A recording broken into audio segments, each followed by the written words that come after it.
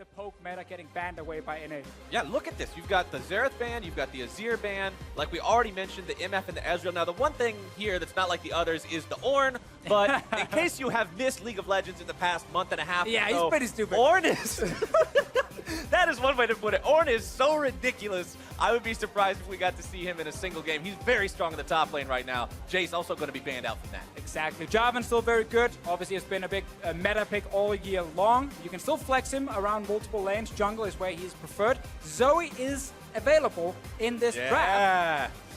I want to see here because so Kami's played a lot of like Azir and Syndra, these kind of picks. He's not really been the big playmaker in Brazil. And if you play Zoe, you gotta make plays. Absolutely. You've got to hit the Sleepy Trouble bubble, which, by the way, is one of my favorite new abilities to say. Oh, it's a great play-by-play ability. Yeah, it's a fantastic play-by-play ability. I love the fact that they named it that way. But Jarvan picked for North America. Brazil deciding to respond to that by grabbing Jhin for BRTT first and foremost. Yep. They want to get one of these big star players on a champion once. And it is one of the big poke AD carries right now. You go Comet on Jhin, you build lethality in the early game.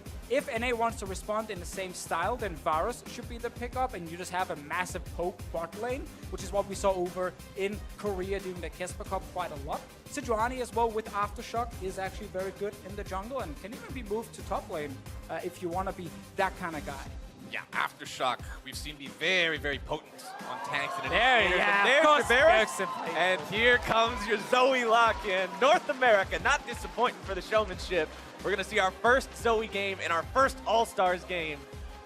And they're going to take Malzahar into it. See, again, I didn't know what to expect coming into All-Star, if each team would just kind of have their own little meta and their own personal picks, or they would just try and copy what had kind of been happening during the Kesper Cup. We're seeing a lot of the same picks as we saw over in Korea. Like, Malzahar is fantastic at the moment. The pokes, AD carries, as we mentioned, Jhin and Varus. And of course, now the Zoe is the new one, because she's available here during All-Star. And that's going to be a lot of fun to see what he can do on it. But the rest is very much poke long range. Now, there was a clip, I think Zyrene showed it to me yesterday, of Bjergsen playing this champion in solo queue against Sneaky and one-shotting him without even putting him to sleep first. But then Bjergsen lost the game. So we know that Zoe can one-shot people, but can you one-shot them hard enough to carry the team? Right, she can't make your teammates better. Right. Even though she can be really good on her own. Even though she can do good on it. Yeah, exactly. That's the next thing we need in League of Legends. Now you're thinking, right. We need a champion that makes your teammates better. Although she can amplify their damage. If they hit him after the bubble, it's going to make it do more damage. Remember that Zoe makes it so when you fall asleep, the next source of damage you take from anybody is going to be doubled up to some really high AP ratio she has. So we'll have to see if Bjergsen can set up those plays with his team. Checking out the bans in the second part of the ban phase. Camille and Rumble targeted by North America, while Brazil goes for Kennen and Taric. All right, Taric being banned away could give us a tank support for Dude down in the bot lane. A lot of people like to pick Taric against the big tanks, like, and you know, if Alistar gets blind pick, Taric can be an answer against it. Also, the Kennen ban, I actually like that. It is a flex pick at the moment. You can play Kennen support again, and you can, of course, play the Kennen top lane. Right. Both actually work pretty well, but it is going to be the Gnar, something we have seen a lot of in this offseason. Ahri has been the preferred choice for him, just for more poke damage. I still think you can run other things, like press the attack, so we have to see in-game how Vert decides to spec his Gnar. And you mentioned it, Vert, this is the guy who's the shining star in the top lane, in the CB LoL. It's not surprising to see him on a champion that can take over the game by winning lane and then being strong in the mid game, being a big element in those team fights, as North America pick themselves up the Tahm Kench. He's unbenched, Officio. We wanted fighting and engage, and this is the opposite of that. We got Tahm Kench. God damn it. Okay. Permit the Kermit. Right. Unclog the frog. Yeah, we get the Tahm Unload Kench. the toad. Technically could still go top lane to make it a lot of fun, but still looking at that support one. Shen support is also a thing. Shen support is also a thing. I was about to say that. I'm pretty sure Aframu was one of the players who said Shen support is pretty solid right now, so we could get the top lane Kench. Yeah, let's make a prediction here. Top lane Tahm Kench, support Shen, jungle Jarvan. That's what we're going for. We're locking that in. We're locking that in right now. That is a prediction. That is a prediction. Cut it out of the VOD if we're wrong. Yeah, just don't watch this part.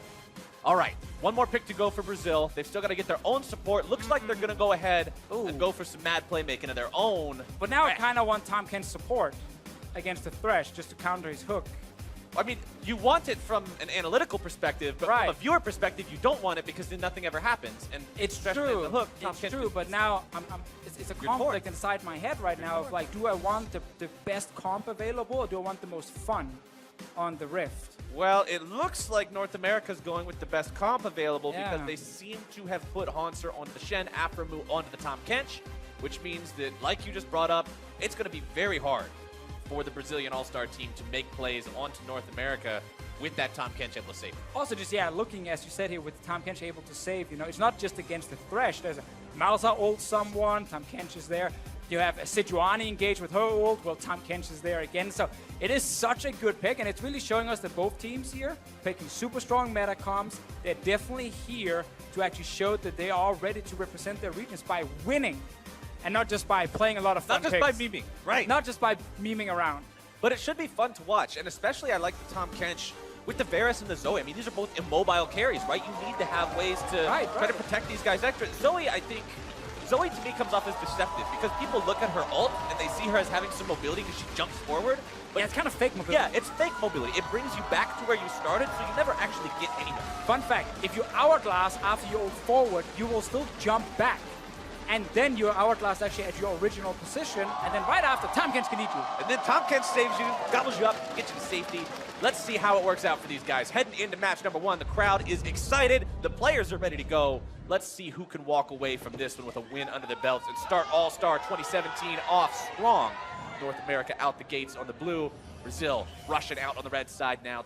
I want to see some level 1 action.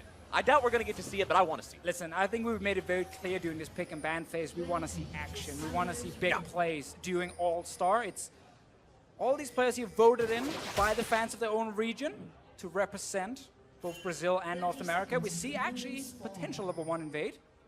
All right, Mike Young with the Electrocute on the Jarvan, shown to be a very powerful rune on him, adds plenty of burst damage, especially early on. Yeah, just going over the keystones we have. So we have up in the top lane on Gnar, we have the area here just for more poke with the boomerangs, especially from him.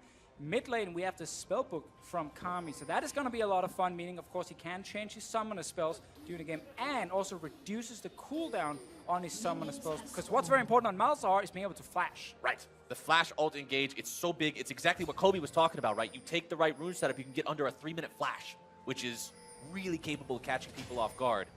Also a stopwatch on Kami's side right there, so we'll be able to build that into an hourglass later for himself. Bot lane, Comet on both AD carries, as we mentioned in the pick and ban phase, just a lot of focus on poke, and that's also why you see boots on Jhin here, because it actually allows you to dodge out of the Comet when it gets fired towards you.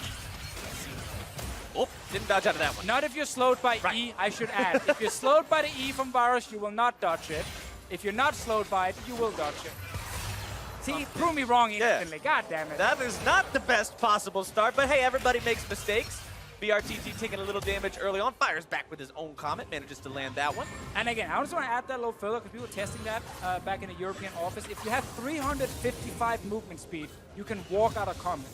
You don't have that on Varus if you don't start boots, which is why he got hit by it. BRTT keeps getting slowed down, so he can't dodge it. Yeah, BRTT pretty low on HP here. Takes a mean tunk from Tahm Kench too. Oh, wow, Bird, Hanser taking it to him in this top lane with the Shen. Gnar forced to flash out of the way. Flash forward from Hanser, looking to make the play. The first blood for North America's top laner. Welcome to the top lane where you pick a tank and you dominate the lane in the early game. That's what we see all the time. Grasp for the Undying. Aframu is stealing away the Gromp. Aframu just frog on frog violence. Stealing that one away, spitting it out for his own jungler. North America making the moves in both sides of the map. Oh, what a start. Then Gnar in the top lane, dying so early. Bot lane as well, sneaky landing all the poke onto the Jhin. Let's get a replay of that top lane fight. It's honestly just Hanser straight all in with the autos, has level 2 early, taunts him, takes him down, and then walks away, baits it, flashes back in and secures the kill. Second shot with the enchanted spirit sword to make sure he's got the damage. But I like again how he walks away. He's like, you're safe, my friend. Don't worry. Yeah, 100 HP. I won't go further. You're under your tower. Don't worry about it. Don't sweat it. Then he goes down. Oh, Dude really wants to get these minions under the turret so they can deal damage to them and set up his AD carry to CS.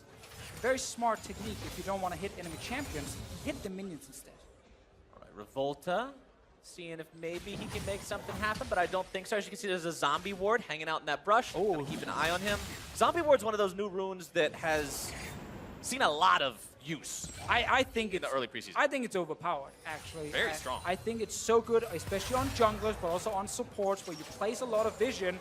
getting that extra ward after that lasts for 3 minutes is so much extra vision for your team. MikeYeung is going to be spotted in the bottom lane. Great ward by Dude. Honestly, he couldn't have placed that at a better time. That was put down right as Mike was walking down there. He had a feeling something could be going on. He reads it correctly. He's got smite. Those guys okay. The chilling smite, so can get a slow onto his opponent, potentially set up a trouble bubble into a paddle star. I'll have to see if he finds any opportunity to really use that. And that's the thing about Zoe. Her laning phase is so helter-skelter because you never know what kind of bonuses she's going to get. The drops from the minions are random.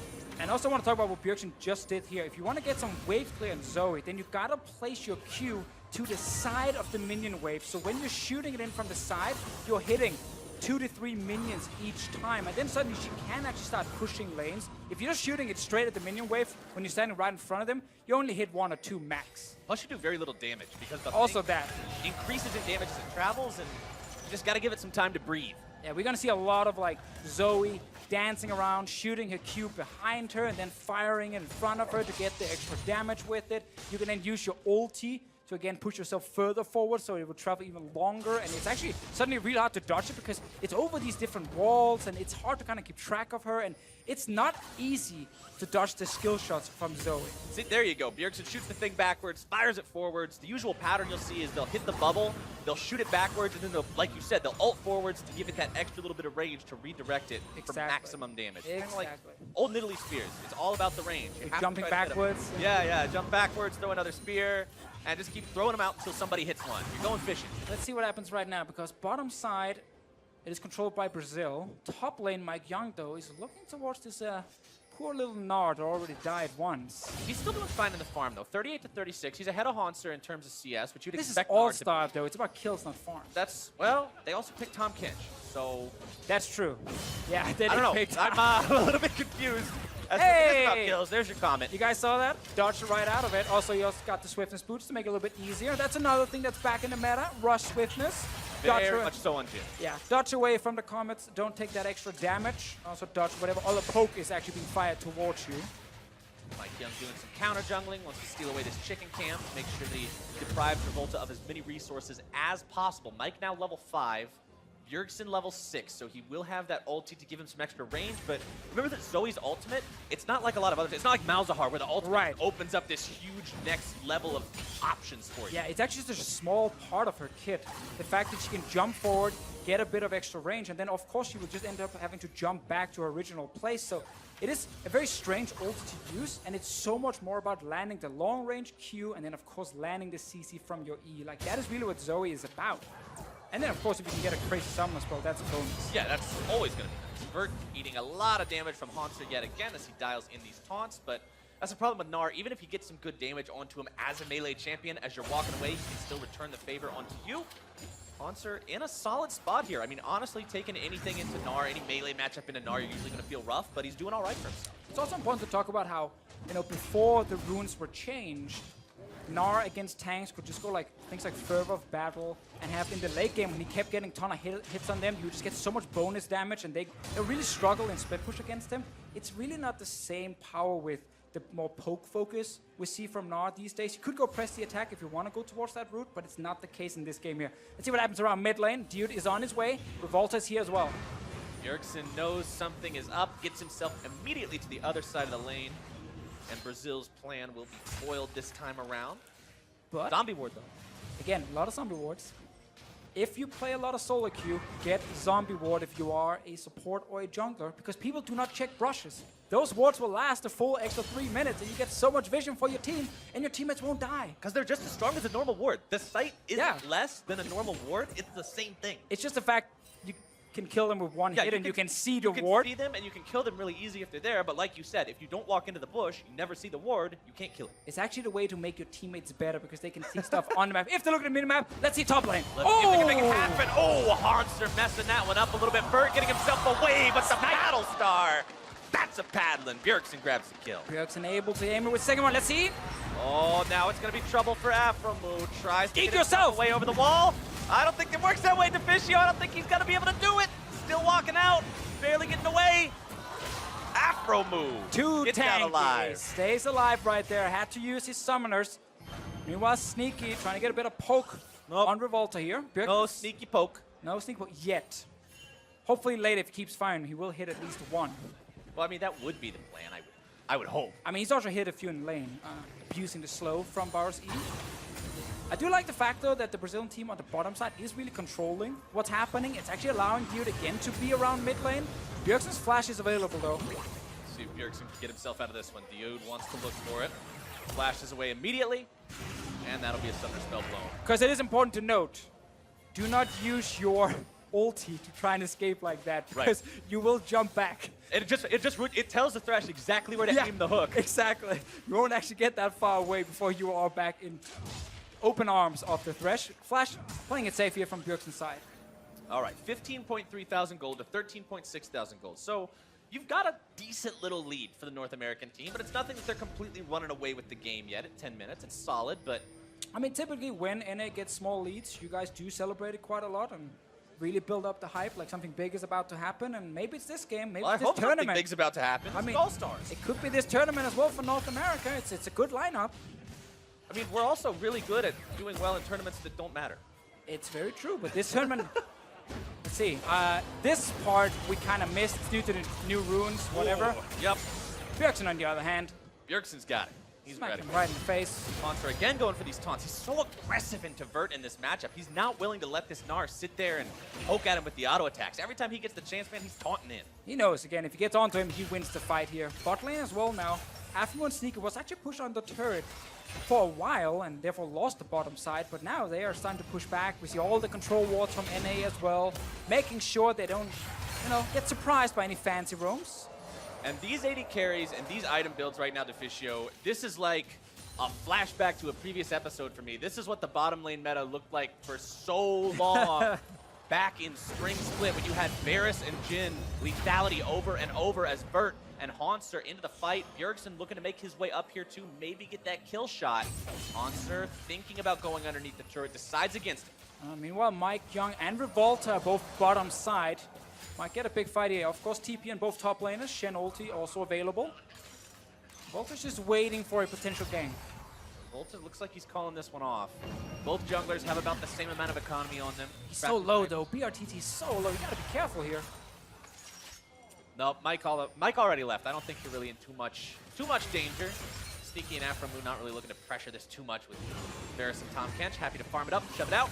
Meanwhile, mid lane, Kami versus Bjergsen within 5 CS of each other. There, we got something in the inventories right now, Deficio. I want to direct your eyes to Kami's footwear. This is the best rune in the entire suite of rune ever since we reforged them.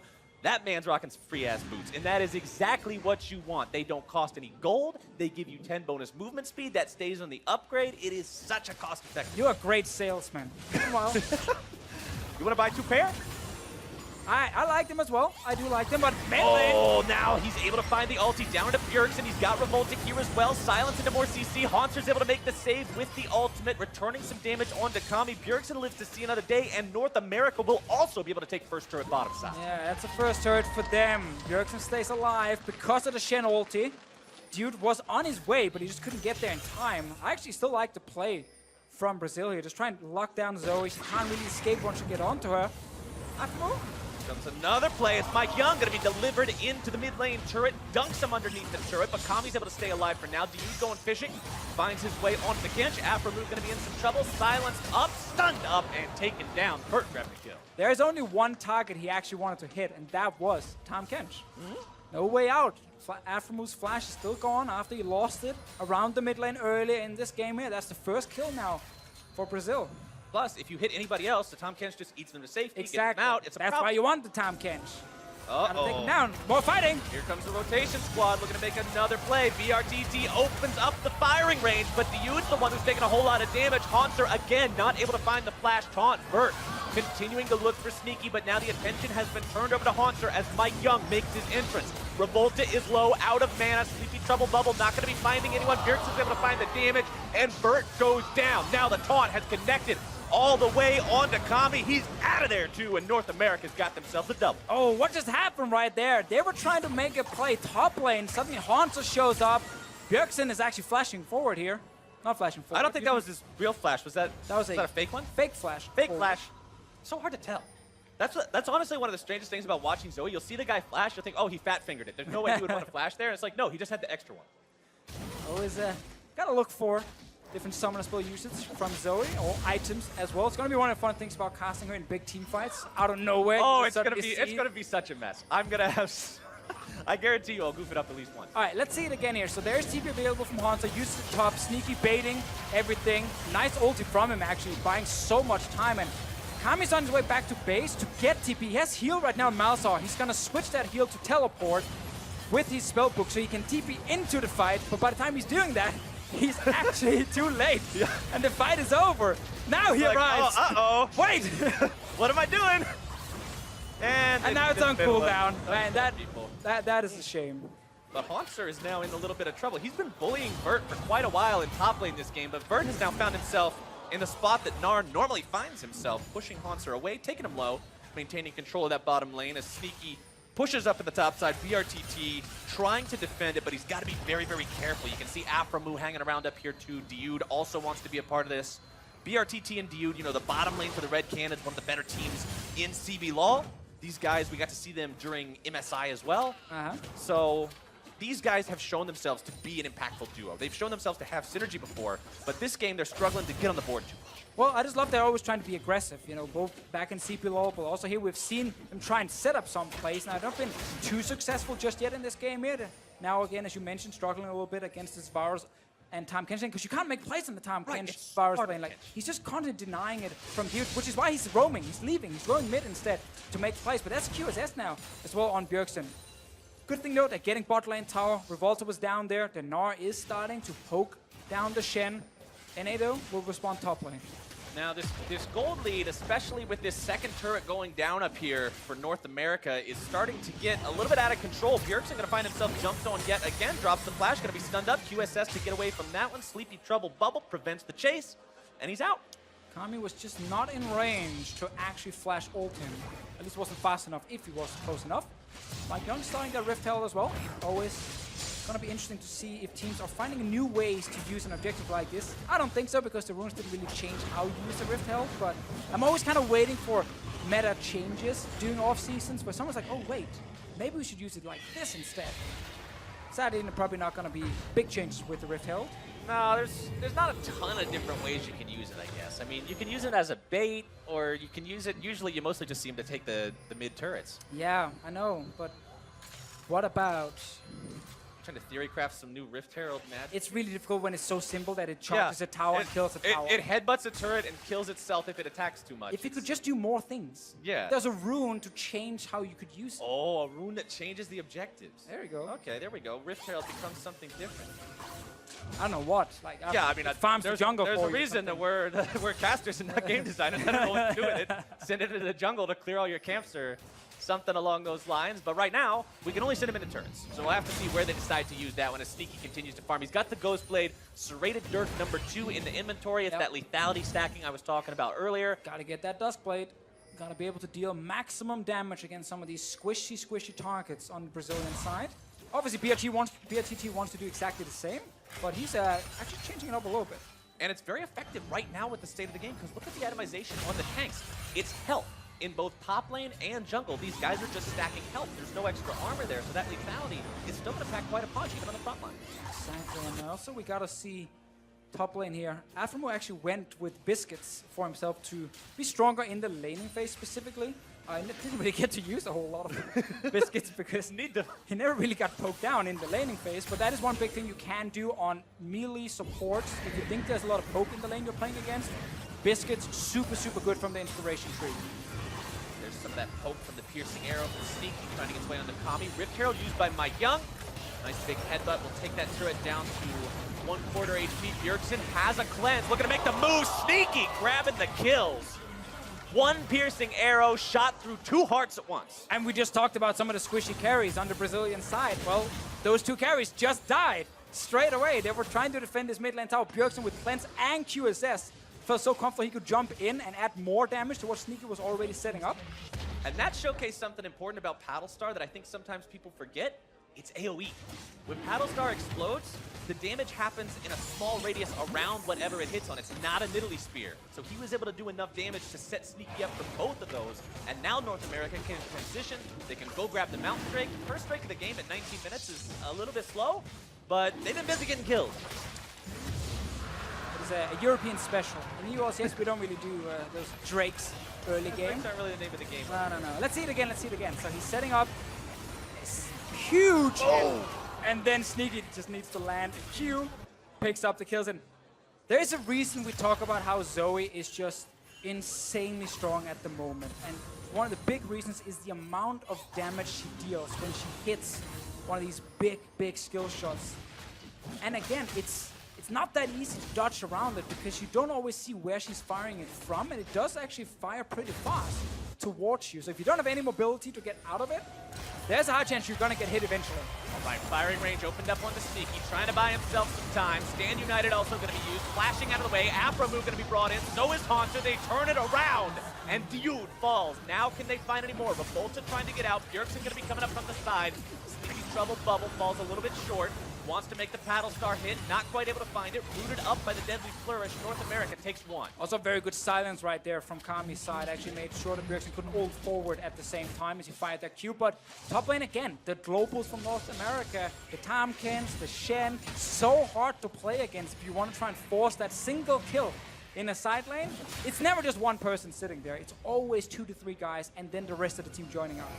By the way, when you said the Zoe Paddlestar scales so heavily, I wanted to actually check the tooltip and see how much it scales up to. And right now, if you hit the maximum distance on Bjergsen's Paddlestar with the items he has, 970 damage. We are 20 minutes into the game. That is 970 insane. damage in a small AoE. Like what we saw underneath that tier 1 turret. If he can hit that on one person, it's great. You hit it on more than one person, it's GG. And then the fact also her CC is so strong, and especially in professional play where you can coordinate that with the rest of your members. If you land a taunt first, it's pretty easy then for Bjergsen to land his skills right after and actually secure the kills. Still, I'm glad we get her in the first game. I actually thought she was going to be banned, but clearly Brazilian team already with the Malzahar. Let's see what happens. Top. All right, Mike Young starting it off. Drops the Cataclysm. Diu's going to be the target, but Mike's in there a little bit too early. The rest of the North American team not responding in time, so Mike just has to use his own flash getting out. Vert did get the bot lane tower earlier in this game here, so 1 turret and 1 kill for the Brazilian team, but man, they are so far behind this game, and now they're getting sieged on in the top lane. That's one. Oh, there's your drowsy Paddlestar from a long way away. Revolta going to be blocking what would have been a kill blow, but Diu still goes down. Sneaky on a killing spree for that one as NA continues latency for the turret. The Demolish is going to be there. Oh! The double kill. The Paddlestar into piercing arrow combo is ripping Brazil apart. It is so painful to play against. It's even painful to watch it right now. The fact that you can land these abilities over these walls, the extra range on them and everything, like it's just crazy how strong your siege is, especially in a poke meta. If you have your AD carry landing poke, applying CC, then you have your mid laner able to do what we just saw here from the Zoe. Lands a sleep onto the enemy support, and instantly, you know, he just dies. And like what I brought up earlier, look at the atomization. It's all HP, and these guys are stacking Impen and stacking Armor Pen. Again, it is important to highlight when you're shooting the little bubble here, the sleep over walls, the range is extended. So again, that's why you see him landing it from so far away. Second one even connects as another sleep into then more poke damage, and you die. Okay, so remember that 970 damage missile? It also deals an extra 310 damage if they're drowsy. Right. So 1280 damage. And let's see, BRTT's HP at the moment is 1377. So almost. It will leave him with 97 health. There we go. Didn't get one shot. Not one shot technically, but look at the damage dealt to champions this game. You can see how high the damage value is, especially for Sneaky on this Varus. With those double lethality items, he's stacking the Mana Moon up now as well. The CDR this guy has, 30%. With the 2 lethality items combined with the Ionian Boots of Lucidity means those arrows are going to be flying left, right, and center. Brazil is in a tough spot. And it's hard to get out of it as well when you have AD carries like Jhin. If he falls behind, let's see what happens here. Vert is actually finding Aphromoo and Mike Young. Well, who's finding who? Yeah, I think it's Mike Young feeling okay about this one, but Vert looking to still flex like those muscles 1 versus 2. Aphromoo gobbles him up. Bjergsen walking away. Mike Young trying to slam the Cataclysm down onto Vert. Haunter shows up. Vert flashing away, trying to keep himself alive. Suppression down at a sneaky. They might be able to take him down. They do. BRTT grabbing the kill. Vert still looking to find Mike Young. Barely misses out on the kill. So that was a 1-for-1 here. We gotta remember, NA is really far ahead in this game, so that was a very good trade for the Brazilian team. Bjergsen. Oh, dude, nearly getting one-shot by Bjergsen's Paddle Star.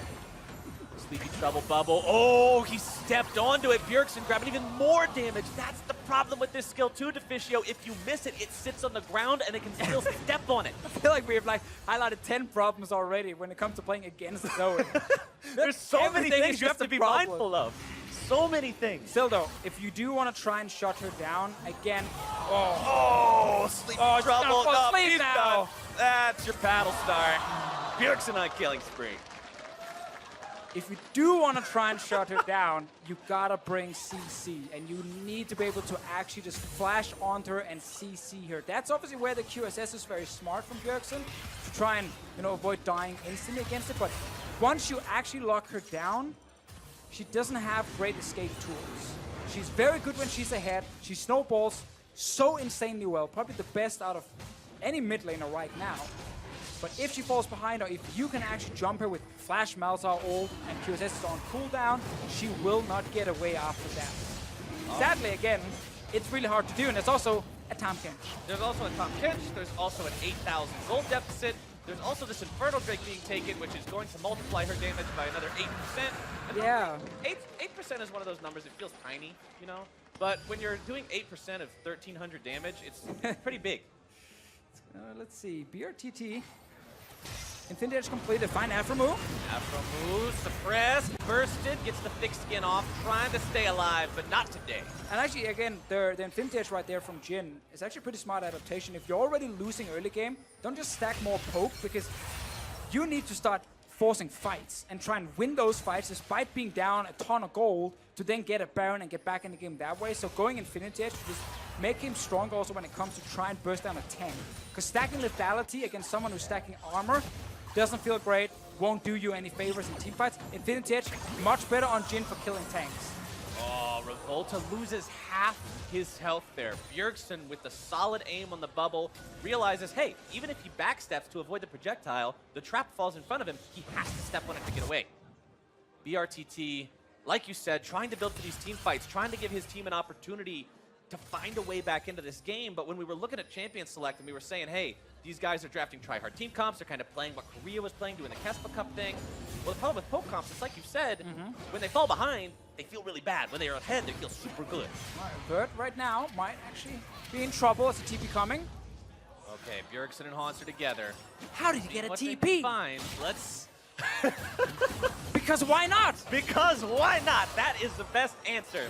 As Haunter still looks to maybe find this taunt here. Paddle Star comes up a little bit short. Keep running, my friend. Bert's Just doing keep a running. great job, but the second he stops doing that great job, Oh. yeah, that's gonna happen. This is your tank, remember, Deficio. He's trying to get out. Gonna go Mega Gnar here in a moment. It'll give him some HP, but it makes him slower Oh, too. and there's so many walls here. Extra range. This is difficult. Bjergsen's still Oh, looking to maybe wait. Is this the greatest bamboozle of our time? Oh, he jumped the Oh, wall. he jumped right. Oh. Oh, imagine if he would have stayed in that fog, if he would have had that sixth sense to know it. No. But there's no way out. Goodbye, sweet prince. He tried so damn hard. That was so close. Meanwhile, the rest of his team was just kind of basing and killing Rest of his a team raptor is camp. question mark pinging the Tsar. Why are you What back are you doing? there? What are you doing there back there? Get back. Poor Vert. Tried so hard in the bot lane, but again, when a random mid laner just TPs in without even having teleport. Remember, he has heal. Heal is his spell. Anyway, managed to get that one, so lucky for Bjergsen. And NA right now, baiting around the famous Baron. Normally not their best friend. No, definitely not. Can confirm, but maybe All-Stars is a turning point. I mean, this year, we had Dignitas, a team that is previously known for having mistakes around Baron, pull some amazing plays around Baron. Maybe this is a good omen for all of North America together. That Baron will be our new savior. Well, I mean, again, a lot of vocal members on this team. Everyone can make the call to step away from Baron in case something is about to go wrong. Afromu in there, Mike Young as well. And of course, Bjergsen, we know, will be super vocal in these fights. And gotta see, for now, 28 minutes into the game, they got two great Drakes. They're still very far ahead in gold. They have very overpowered Zoe. And Brazil is just running out of options, I feel like. These guys are trying to find ways back into the game, but every time they look for some opportunity, North America's doing a good job of shutting it down. The only deaths on the NA team so far, Deficio, 1 death on Sneaky, 2 deaths on Aphromoo. Your solo lanes and your jungler still haven't died. This is a really solid performance from the North American squad overall in not getting too sloppy, not getting too careless. I do like, though, the fact that the Brazilian team has actually tried to find like a few picks to at least delay the game. Like, yeah, again, they're far down, but it still feels like if they get a good flash engage, where Aphromoo maybe is not right there to save whoever they're jumping on, they can get that 1 kill. And we're late enough into the game that if you get 1 kill, you can start Baron. But once again, though, NA side, double QSS now on the carries. As you mentioned, the time can Shen ulti as well. Like, it's not just flash engaging as a Malzahar to get a kill. You need to do a whole lot more other than that. And I mean, this is Aphromoo. This is a guy who has been one of the heart and soul members of CLG for a long time and was this guy who a lot of the time people and fans and critics alike were crediting with the team doing well when they otherwise would have had issues. And even though he's had his ups and downs, his ups on that team were moments where he was making these calls and making these plays. I want to see if he's able to be that guy who can always provide the save, who can always keep Bjergsen or Sneaky alive, because I don't see him being too far away from these guys anytime soon. Well, I also want to see if it's Dude or Revolta who can be the guy with the big engage from the Brazilian team. Vert down the bot lane. Vert still struggling a little bit with Haunter here. Now getting a chance to attack back. But Haunter is just not turning away. He has no surrender in him. Flash into the taunt, able to find the kill. Meanwhile, mid lane, it's Mike Young grabbing the dunk onto Kami. 2 dead on the Brazilian side as North America now has their choice of where they want to push and what they want to do. Taking the mid lane tier 2, moving back towards Baron. Yeah, they got double global on that Shen. He can always join near the Baron here in case they need him. Rest of North America moving straight towards it. Bjergsen actually going back to base for now. Obviously can just rush straight to Baron. Still, they are starting it. All right, Haunter on the Of back course, end of Bjergsen the got pit. another teleport. Yeah, Bjergsen, why not? Why not? Got to be able to get to that fight in time. Revolta gonna be taken low. Drowsy onto BRTTAs there. I can't even complete the sentence before he dies. He's gone. Nope, that's the problem. Also, Bjergsen's got Luden's Echo now for even more instantaneous burst. Do the math on the damage over there. All right, let's do the math on the damage. Let me see exactly what we're staring at. You've got a maximum damage of 1400 base on the Q. And it has an E that will do an extra 400, so that's 1800. Plus you have your Luden's proc, which is an extra 100, 200 or something. You're looking at about a 2000 damage Q from max range, if they're sleepy. Will basically one-shot the Jhin. Or get very close. Revolta. Oh, Revolta in a little bit of trouble here. Going to be caught up. They try to counterattack with Kami. Revolta barely going to be getting away, but now it's Kami who's taken down by Aphromoo. Revolta going to be followed up as the piercing arrow strikes true. And North America takes down 3, now pushing into the Brazilian base. The Sleepy Trouble bubble will zone them all away. Inhibitor number 1 under pressure now, and North America will likely just end the game. Bjergsen with another insta-kill onto BRTT. I think this is all she wrote. Really good first game here from the North American team. A lot of nice plays coming from the Zoe, but also on top lane got the first solo kill. Bjergsen will actually die in the end. He ruins a perfect game. Does not matter though when it comes to KDA. Can't divide by 0 anyway, so having 1 death. That's a technicality. Does not change your Could have KDA. walked away with 0. Could have walked away with 0. Didn't do it though. North America dominating in the first game. That was an awesome display of coordination between the tanks and the CC and the Poke. Right. With Sneaky and Bjergsen, they set it up time after time, and you mentioned it, Deficio, that is so disheartening to play against because it just feels like, well, what do I It do? looked so painful to deal with. Again, also just the combination of Zoe Varus with the very long-range poke and then Tahm Kench. Yep. Like, that combination in itself, especially if you fall behind early game, is just so hard to do anything against, but you can't just flash all in. Nope. You can't just engage. There's QSS, there's Tahm Kench. Like, you just sit back at your tower and you wait for someone to die. Yeah, you hope something messes up on North American Completely squad.